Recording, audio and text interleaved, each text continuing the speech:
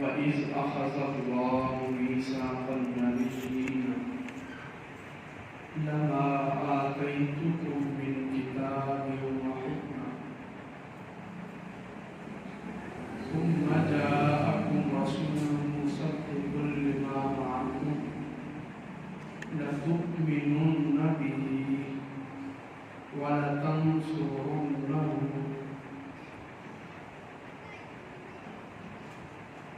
قال أأقررتم وأخذتم على ذلكم إصري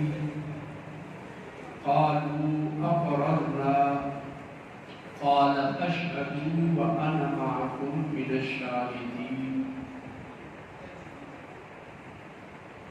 فمن تولى بعد ذلك فأولئك هم الفاسقون صدق الله العظيم وصدق وبلغ رسوله النبي الكريم إن الله وملائكته يصلون على النبي يا أيها الذين آمنوا صلوا عليه وسلموا تسليما اللهم صل على سيدنا ومولانا محمد وعلى آل سيدنا ومولانا محمد وبارك وسلم عليه تمام احباب ذوق و شوق کے ساتھ مل کر پڑھیے الصلاۃ والسلام علیک یا سیدی یا رسول اللہ وعلى آلك وأصحابك يا سيدي يا حبيب الله الصلاة والسلام عليك يا سيدي يا نبي الله وعلى آلك وأصحابك يا سيدي يا نور الله الصلاة والسلام عليك يا سيدي يا شفيع المذنبين وعلى آلك وأصحابك يا سيدي يا رحمة للعالمين حمد و ثنا و درود و سلام کے بعد قرآن مجید فرقان حمید کی سورہ آل عمران آیت نمبر 80 تک کا بیان تسلسل کے ساتھ ہو چکا اور آپ آل عمران کی آیت نمبر 81 کی تلاوت کا شرف حاصل کیا اور انشاءاللہ تعالی سلسلہ تفسیر قرآن کا یہ عنوان تسلسل کے ساتھ آئندہ جاری رہے گا۔ آل عمران یہ مبارک سورت عیسیٰ علیہ السلام کے امتیوں کے نبی کریم علیہ السلام کے ساتھ مناظرے اور مباحثے کی نوعات پر مشتمل ہے اور عیسیٰ علیہ السلام کی الوہیت، عیسیٰ علیہ السلام کہ خدا ہونے کا جو نظریہ نصارہ نے عیسائیوں نے کھڑا، اس کا رد اللہ رب العزت نے سورت میں نازل فرمایا اور بطریق احسن رد کیا گیا اور نصارہ نے عیسائیوں نے جو بدعات جو خرافات اپنے دین میں ایجاد کی، ان میں ایک خرافات میں سے ایک خرافات یہ تھی کہ دین کے بنیادی نظریات میں عیسائیوں نے تبدیلی کر لی۔ دین کا جو بنیادی نظریہ تھا کہ واحد اللہ کو معبود بنایا جائے، اس نظریے اور اس عقیدے کو نصارہ نے تبدیل کر دیا، اور عیسیٰ علیہ السلام کو خدا کا بیٹا کہہ کر خدائی اختیارات میں شریک بنا دیا۔ اس کا مکمل راج بھی گزر چکا، اور اللہ رب العزت نے فرمایا کہ نبی جتنے بھی آئے وہ یہی دعوت لے کے آئے کہ اللہ کی عبادت کرو اور ربانی ہو جاؤ، اللہ والے ہو جاؤ، اللہ کے دین کو سمجھنے والے ہو جاؤ، فقیہ ہو جاؤ، عالم بن جاؤ، اور دین کو اپنی پوری زندگی پر غالب اور حاوی کر دو۔ یہ نظریہ یہود و نصارہ نے کیا کیا، اس میں بھی تبدیلی کی۔ انہوں نے مذہب کو الگ اور سیاست کو الگ کر دیا۔ جس طرح آج ہم یورپ میں دیکھتے ہیں کہ وہاں مذہب صرف چرچ کے اندر تک محدود ہے، مذہب کو انہوں نے عبادت گاہ کے اندر تک محدود کر دیا، اور قائم حکومت میں سے مذہب کو نکال دیا۔ پارلیمنٹ کو انہوں نے اپنا سپریم لا تسلیم کیا، سپریم کونسل بنا دیا کہ چند افراد مل کر جو فیصلہ کر دیں گے حالات کے مطابق، جو ان کی مرضی ہوگی وہی قانون ہوگا۔ انہوں نے مذہب اور سیاست کو نہ کیا تو اللہ رب العزت نے فرمایا کونوا ربانیین، ربانی ہو جاؤ۔ اور ربانی کی تفسیر امام طبری کے حوالے سے گزر چکی ہے، بیان ہو چکی کہ ربانی وہ ہوتا ہے جو دین کو اپنے تمام امور میں غالب کر دے، دین کو ہی اپنا سب کچھ سمجھے،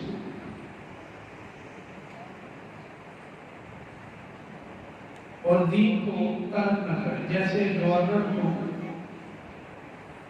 یزید کی طرف سے پیغام آیا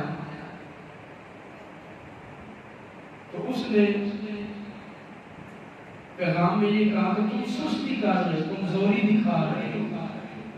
تم امام حسین اور ان کے ساتھیوں کو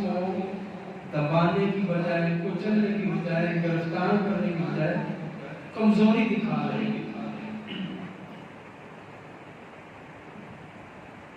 تو یہ جملہ جب انہوں نے سنا تو جواب دیا کہ میں اللہ کی اطاعت کروں اور لوگ مجھے کمزور سمجھیں، دنیاوی طور پر لوگ مجھے کمزور سمجھیں، اور دینی طور پر میں اللہ کی اطاعت میں رہوں، یہ مجھے زیادہ پسند ہے اس کے مقابلے میں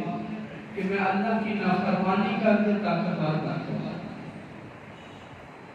اللہ کی نافرمانی اور معصیت میں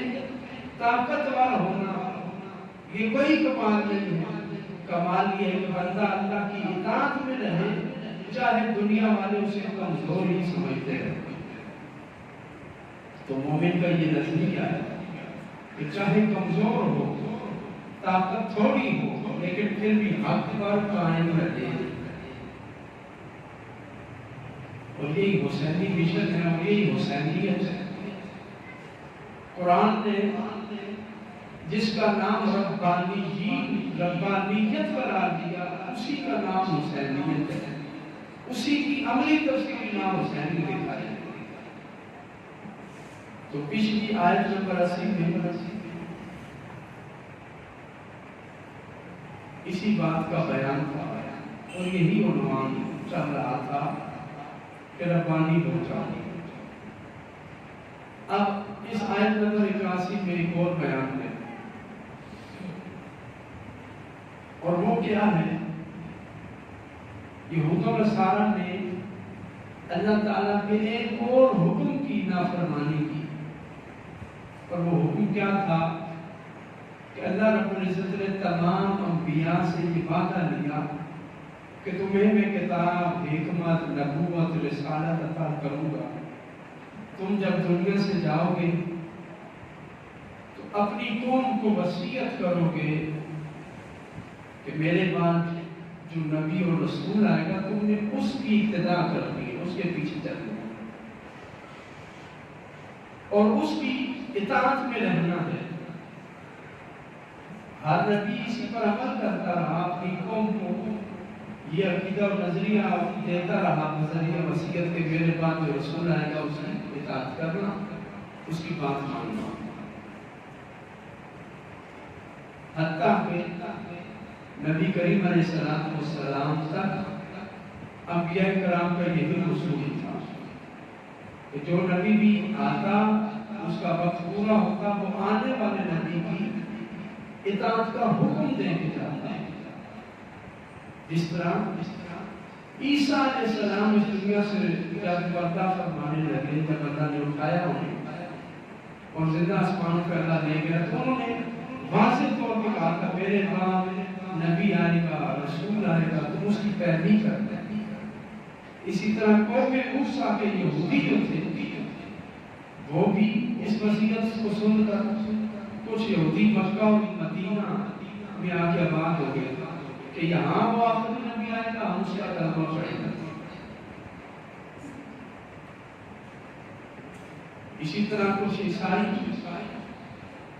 مکہ اور مدینہ کے ارد گرد آ کے آباد ہو گئے اور انہیں پتہ تھا کہ آخری نبی آئے گا اور ہمارے نبی عیسیٰ علیہ السلام نے اس کی وصیت کی ہے۔ تو اب ہوا کیا؟ چاہیے تو یہ تھا کہ عیسائی اس وصیت کے مطابق عمل کرتے اور نبی کریم علیہ السلام کا کلمہ پڑھ کر حضور کی جماعت میں شامل ہو جاتے، لیکن انہوں نے ایسا نہیں کیا، وہ اس کے منکر ہوئے اور مباغت تو ہوئی۔ عیسیٰ علیہ السلام کے ہی امتی رہنے پر اصرار کیا، نام عیسیٰ علیہ السلام کا لیتے، کام اپنی مرضی کے کیا کرتے تھے۔ یہودی نام موسیٰ علیہ السلام کا استعمال کرتے، کام اپنی مرضی کے کیا کرتے تھے۔ بس ایک ٹائٹل کو انہوں نے ڈھال بنا دیا اور اس ٹائٹل کے نیچے اپنی منمانیاں کرنا شروع ہو گئے۔ اب اس آیت نمبر 81 میں اللہ رب العزت نے یہودیوں اور عیسائیوں کی اس خرابی کا ذکر کیا اور اللہ کی اس حکم عدولی کا ذکر کیا۔ فرمایا وَإِذَا أَخَذْنَا مِيثَاقَ النَّبِيِّينَ، اور اے حبیب یاد کیجئے جب اللہ نے نبیوں سے وعدہ لیا، میثاق لیا، لما آتیتکم، کہ جب میں تمہیں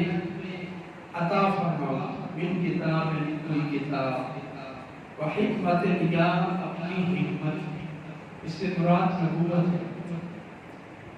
جب میں تمہیں کتاب اور حکمت دوں، ثم جاءکم رسول، پھر تمہارے پاس رسول آ جائے مصدق لما معکم، جو تمہارے پاس ہے اس کی وہ تصدیق کرنے والا ہے، جو تمہارے پاس ہے اس کی وہ تصدیق کرنے والا ہے، یعنی تمہاری کتاب میں بعد میں آنے والے نبی کی جو نشانیاں لکھی ہیں ان نشانیوں پر جو پورا اترتا ہوا رسول ہو، اور تم دیکھو کہ ہماری کتاب کے مطابق اس نبی میں، اس رسول میں ساری نشانیاں پائی جاتی ہیں اور یہی وہ نبی اور رسول ہے جس کا حکم ہمیں دیا گیا کہ اس کو ماننا، تو پھر لَتُؤْمِنُنَّ بِهِ، تم اس پر ضرور ایمان لانا، وَلَتَنْصُرُنَّهُ، اور اس نبی کی مدد کرنا، ایمان اور پھر نبی کی مدد کرنا۔ ایمان یعنی کلمہ پڑھنا، اللہ کی عبادت اور توحید اور الوہیت، اور اس نبی کی نبوت اور رسالت کو تسلیم کرنا، اور محض تسلیم کر کے بیٹھ مت جانا، اپنے کاروبار زندگی میں مت لگ جانا، وَلَتَنْصُرُنَّهُ، اس نبی کے دین کی بھی مدد کرنا۔ نبی کی مدد، محض نبی کی مدد مراد نہیں ہے کہ ہم نبی کو نذرانہ دیں اور وہ اپنی کوٹھی بنائے، بنگلہ بنائے، مکان بنائے، دستگاہ بنائے، خانقاہ بنائے، گاڑیاں لے، گھوڑے لے، یہ مدد مراد نہیں۔ وَلَا تَنْصُرُنَّ کا معنی ہے کہ نبی کے دین کی مدد کرنا، اس دین کی نشر و اشاعت کرنا، کیونکہ نبی اپنے لیے کوئی وراثت تو چھوڑ نہیں جاتا نہیں۔ کسی نبی نے اپنے پیچھے اپنا ذاتی بینک بیلنس نہیں چھوڑا، وہ چھوڑتے تھے دین لے کے آتے تھے اور دین چھوڑ نہیں جاتے۔ نبی علیہ السلام اس دنیا سے جب رخصت ہوئے تو آپ کے اکاؤنٹ میں کچھ بھی نہیں تھا، آپ تو کچھ بھی بچا کے نہیں رکھتے تھے، سارا غربا، مساکین، یتامہ اور بیواؤں پہ خرچ کروا دیتے۔ تو نبی دولت اکٹھی نہیں کرتا، یا دولت اکٹھا کرنا، مال و دولت کو بناتے رہنا، جوڑ جوڑ کر رکھنا، یہ انبیاء کا کام ہے۔ نبی کی مدد یہ ہے کہ نبی کے دین کی مدد کی جائے، اس کے دین کی نشر و اشاعت کی جائے۔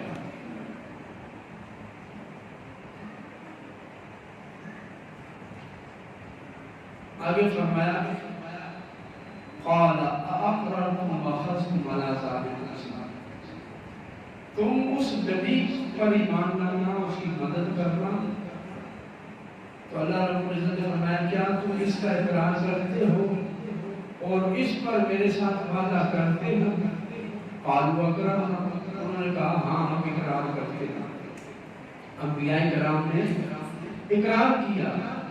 کیا مالک مولا ہمیں تو کتاب و حکمت دے گا تو بعد میں جو آنے والا رسول ہوگا اس پر ایمان لانے کے لیے ہم اپنی قوم کو تیار کریں گے اور ترغیب دیں گے کہ اب میں جا رہا ہوں، میرے بعد جو نبی آئے گا اس کے تم امتی بن جاؤ اور اس نبی کی تعظیم بجا لاؤ۔ قال فاشهدوا وانا معكم من الشاهدين، تو اللہ رب العزت نے فرمایا اگر تم نے اقرار کر لیا تو پھر اس پر تم ڈٹ جاؤ اور گواہ بن جاؤ کہ میں نے تم سے یہ وعدہ لیا،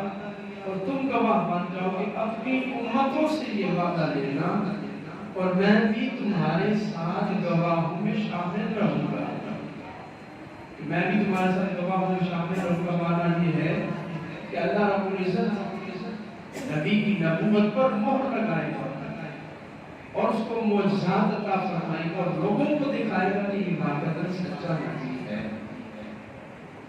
نبی کی تصدیق کرنا اور نبی کی نبوت کی شہادت دینا انسانوں کی طرف نسبت کو معنی یہ ہے کہ نبی کی پیروی کرنا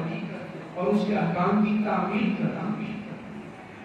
اور جب رب کی طرف شہادت کی نسبت کو معنی ہے کہ اللہ تعالیٰ نبی کی تصدیق فرماتا ہے معجزات کے ذریعے، نبی کی مدد فرماتا ہے اپنے فرشتوں کے ذریعے، اور غیبی طور پر نبی کا وہ ساتھ دیتا ہے۔ فرمایا فمن تولی بعد ذلک فاولئک هم الفاسقون، جو اس کے بعد پھر گیا تو وہی فاسق ہے۔ اب یہ آیت نمبر 81 بتاتی ہے کہ ہر نبی اپنے مابعد نبی کی نبوت کی گواہی دیتا رہا اور اس نبوت کی تصدیق کے لیے اپنی قوم کو تیار کرتا رہا، اور اس نبی کی تصدیق کے لیے اب یہاں پر ایک سوال یہ پیدا ہوتا ہے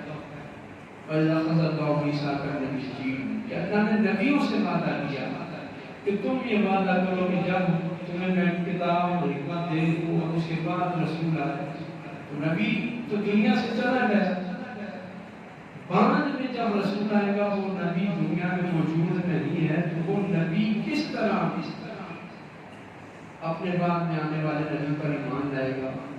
اور اس کی مدد کرے گا۔ خطاب انبیاء کو ہے، خطاب نبیوں کو جب کیا جا رہا ہے تو معنی یہ ہے کہ خطاب نبیوں سے، اور نبی تو دنیا سے چلے جائیں گے، بعد میں دوسرا نبی آئے گا، تو پھر جو جان چکے ہیں وہ کس طرح تصدیق کریں گے؟ تو اس کا جواب یہ ہے کہ وعدہ نبیوں سے لیا گیا، میثاق نبیوں سے لیا گیا، لیکن مراد نبیوں کی امتیں، مراد نبیوں کی امتیں، میثاق اگرچہ امتیوں سے نہیں بظاہر لیا گیا، نبیوں سے لیا گیا، اس لیے کہ نبی متبوع ہوتے ہیں اور امتی تابع ہوتے ہیں۔ نبی متبوع ہوتے ہیں اور امتی تابع ہوتے ہیں۔ اور قاعدہ یہ ہے کہ جو متبوع ہوتا ہے، جو متبوع ہوتا ہے، اس کے ساتھ جو وعدہ ہوتا ہے وہ مقتدیوں کو، وہ مقلدین کو اور وہ رعایا کو شامل ہوتا ہے۔ مثلا پاکستان کا وزیر اعظم جب باہر جاتا ہے کسی ملک میں، ایک معاہدہ کرتا ہے، دو ملکوں کے وزیر اعظموں کا آپس میں معاہدہ ہو گیا، تو اب وہ وزیر اعظم اس معاہدے میں اکیلا نہیں ہوتا بلکہ پوری قوم اس معاہدے کی پابند ہوتی ہے، پوری رعایا اس کی پابند ہوتی ہے۔ جو وہ معاہدہ وہاں کر کے آئے گا، یہاں کا ایک عام سپاہی، ایک عام آدمی، ایک عام شہری بھی اس معاہدے کا پابند ہے۔ تو اسی طرح نبیوں سے وعدہ لیا گیا، یہ وعدہ اگرچہ نبیوں سے تھا لیکن نبیوں کے امتی بھی اس وعدے کے پابند ہیں۔ تو اللہ رب العزت نے یہودیوں کو اور عیسائیوں کو پابند کیا کہ جب آخری نبی آئے گا تو تم نے اس پر ایمان لانا ہے، اس کی مدد کرنی ہے۔ اور یہودیوں نے کیا کیا، عیسائیوں نے کیا کیا؟ جب حضور نے نبوت کا اعلان فرمایا، بلکہ جب حضور کی پیدائش ہوئی تو آپ نے سنا کہ یہودی جو ہے دوڑے تھے، ستارہ تھا، وہ طلوع ہو گیا ہے، وہ نبی پیدا ہو گیا۔ یہودیوں نے گواہی دی، عیسائیوں نے گواہی دی، لیکن جب حضور نے اعلان نبوت فرمایا تو وہ منکر ہو گئے، وہ انکار کر بیٹھے۔ کس لیے انکار کیا؟ اپنی حکومت کو بچانے کے لیے، اپنے اقتدار کو بچانے کے لیے۔ تو اللہ رب العزت نے ان کی اس بدعہدی کا ذکر اس آیت میں فرمایا کہ ہم نے تو تم سے وعدہ لیا تھا، موسیٰ علیہ السلام سے بھی وعدہ لیا تھا، عیسیٰ علیہ السلام بھی اس وعدے کے پابند تھے۔ تو جب موسیٰ اور عیسیٰ پابند تھے تم نے اس وعدے کی پابندی نہیں کی، لہذا تم موسیٰ کے بھی امتی نہیں رہے، عیسیٰ علیہ السلام کے بھی امتی نہیں رہے۔ جو امتی اپنے نبی کی نہ مانے وہ امتی کیسا؟ اور بات بھی وہ جس پر اللہ نے وعدہ لیا، میثاق لیا، سارے انبیاء کو اکٹھا کیا۔ تو گویا اللہ رب العزت اس آیت میں اشارتاً یہ فرمانا چاہ رہا ہے کہ اے یہود و نصارا، تم اپنے نبیوں کے بھی نافرمان ہو کر ان کی امت سے نکل گئے ہو۔ تم تو ہمارے وعدے کے پابند تھے، تم نے بدعہدی کی ہے اور غداری کی ہے، تم نے تو ایمان لانا تھا، اس نبی کی مدد کرنی تھی۔ اور اس کے قرائن بھی موجود ہیں کہ یہود و نصارا مکہ مدینہ میں آ کر آباد ہی شروع ہوئی کہ ہم اس نبی کا کلمہ پڑھیں گے، اس نبی کا ساتھ دیں گے۔ لیکن جب یہاں سے ان کو طائف اور ماہانہ وظائف اور نظر و نیاز ملنا شروع ہوئی تو وہ نبی کے ہی منکر ہو گئے۔ تو اللہ رب العزت نے فرمایا فمن تولی بعد ذلک فاولئک هم الفاسقون، جو اس کے بعد پھر جائے تو وہ فاسق ہے۔ وہ کون ہے؟ فاسق ہے۔ جس طرح یزید اگرچہ مسلمان تھا، مسلمان حاکم تھا، لیکن کار حکومت میں اس نے اللہ کی نافرمانی کی، سنت کو بدل دیا، بدعت کو رائج کیا اور نبی کریم علیہ السلام کے احکام کی صراحتاً کھلم کھلا خلاف ورزی کی، تو وہ حضور علیہ السلام کی امت اور حضور کی ضمانت سے باہر نکل گیا۔ اس نے خود اپنے آپ کو باہر نکال دیا، خود اپنے آپ کو باہر نکال دیا۔ اب چاہیے تو یہ تھا کہ یزید کو جب یاد کروایا گیا کہ سنت یہ نہیں ہے، سنت یہ ہے، تو وہ اس کو تسلیم کرتا ہے، بجائے اس نے تسلیم کرنے کے، سنت زندہ کرنے کے، سنت کی حفاظت کرنے کی بجائے اس نے اپنی حکومت کی حفاظت کو ترجیح دی کہ میرا اقتدار مضبوط ہو، میری سلطنت مضبوط ہو، میرا کنٹرول جو ہے وہ مضبوط ہو جائے، کوئی بندہ مجھے سنت یاد کروانے والا نہ ہو، کوئی میرے سامنے آواز اٹھانے والا نہ ہو۔ تو اب یزید نے کلمہ پڑھنے کے باوجود اپنے نفس کی پیروی کر کے اپنے آپ کو حضور کی امت سے خارج کر دیا۔ مسلم بن عقیل کوفہ آئے تو ان کے قتل کا حکم دے دیا کہ انہیں قتل کر دیا جائے۔ ابن زیاد بات سے بھاگ گیا، اس سے پوچھا گیا تو کہا کہ میں بھاگا اس لیے ہوں کہ مجھے یہ شک تھا کہ امام حسین کو شہید کرنے کے بعد وہ مجھے بھی مار دے گا، کہ اسے میرے اوپر بھی غصہ تھا۔ وقتی طور پر اس نے حفاظت کے لیے اپنا کام نکلوانے کے لیے مجھے گورنر لگایا۔ تو جو سنت سے اللہ کے کیے ہوئے دیے ہوئے وعدے سے پھرتا ہے تو قرآن کہتا ہے اولئک هم الفاسقون، یہ فاسق ہیں، هم العاصون فی الکفر، یہ نافرمانی کر کے کفر میں داخل ہو رہا ہے۔ یہ بات نہیں کہ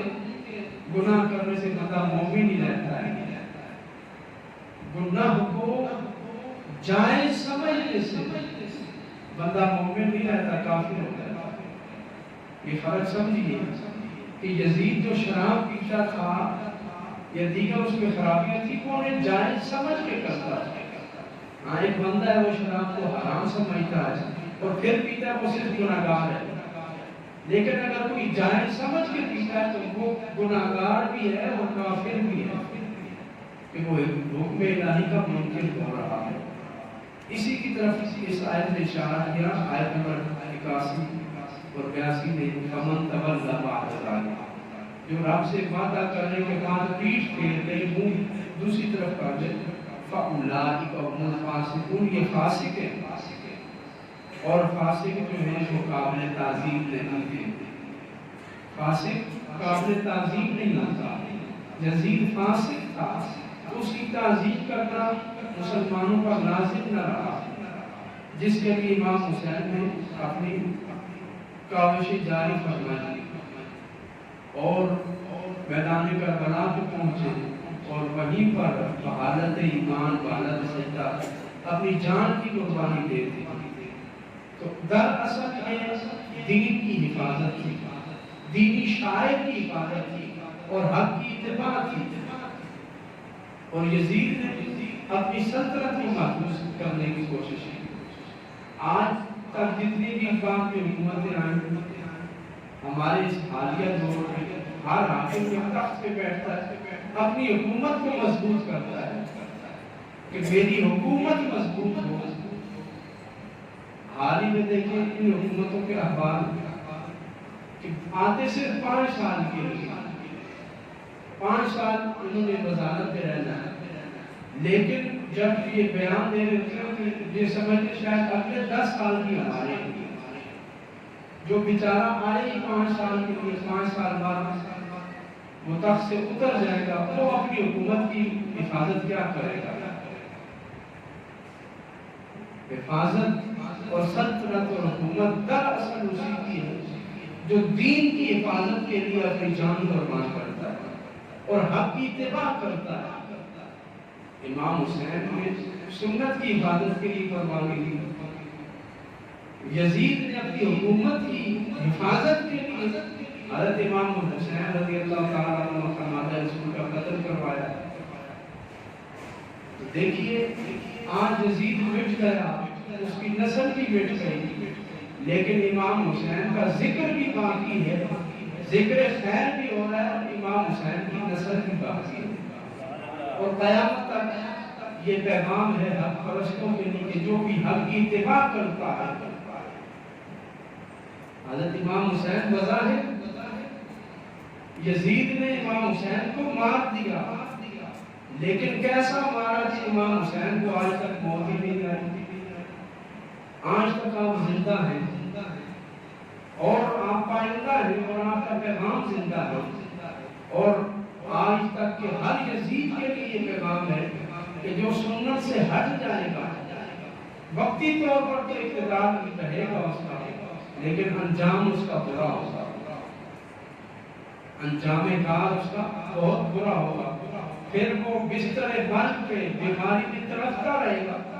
موت بھی مانگے گا کہ موت اسے نہیں آئے گی، کیونکہ اللہ رب العزت نے فرمایا کہ فَأُولَٰئِکَ هُمُ الْفَاسِقُونَ، یہ فاسق ہے۔ جب وہ فاسق ہو گیا، جس طرح یہود و نصارہ فاسق ہو گئے اور ان کے لیے اب ذلت میں بدل ہو گئی ہے۔ اسرائیل کو دیکھیے، ایک چھوٹی سی یہودی ریاست قائم کرنے کے لیے یہودیوں نے کتنے پاپڑ جھیلے ہیں، لیکن یہ ریاست بھی قائم نہیں رہی۔ عنقریب حضرت امام مہدی کا جب ظہور ہوگا، اس سے پہلے پھر ایک مرتبہ اسلامی سلطنت قائم ہوگی۔ آج یہود و نصارہ کو یہی ڈر ہے کہ کہیں وہ دوبارہ جو اسلامی سلطنت قائم ہونے والی ہے وہ اگر قائم ہو گئی اور مسلمانوں کے پاس ایٹمی ہتھیار بھی ہوئے تو یہ تو ہمیں نیست و نابود کر دیں گے،